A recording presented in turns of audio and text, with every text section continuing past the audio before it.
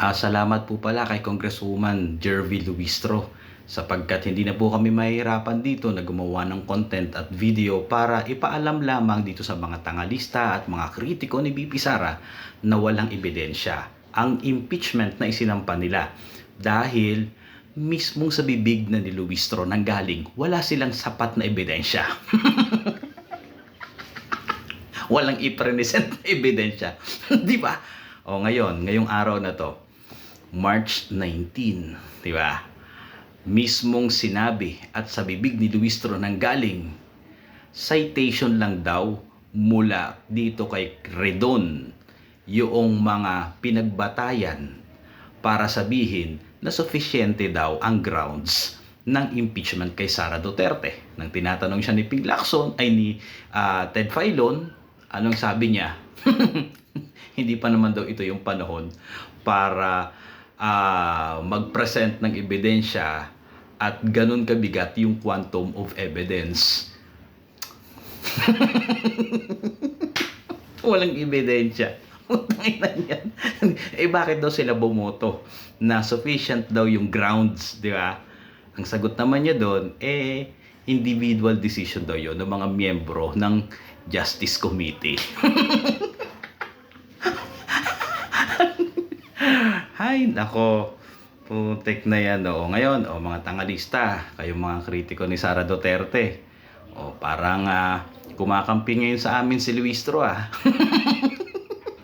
Kaya sabi ko nga sa inyo, habang tumatagal itong impeachment ni Sara Duterte at nagkakaroon ng investigation, nalalantad sa publiko na wala talagang matibay na ebidensya laban sa kanya. Ang sabi nga nila nitong si Luistro yun daw citation ng unexplained wealth daw ay mula lamang kay Tere Redon. May ebidensya? Wala daw. Ipapasampi na pa daw. Kupal. Alam mo, itong si Tere Redon, madaming magagalit dito. Ang isa dito sa magagalit ay si Romualdez at si BBM. Bakit? Yung sinasabi niya na unexplained wealth from 2008 yata hanggang ngayon 2026 na biglang lumobo, ang unang tatamaan niya sila Romualdez. Kasi from 100 million, naging billion yung kanilang mga ari-arian. Yung nila, yung net worth, asset, and liabilities. Diba? Compare mo kay Sara Duterte.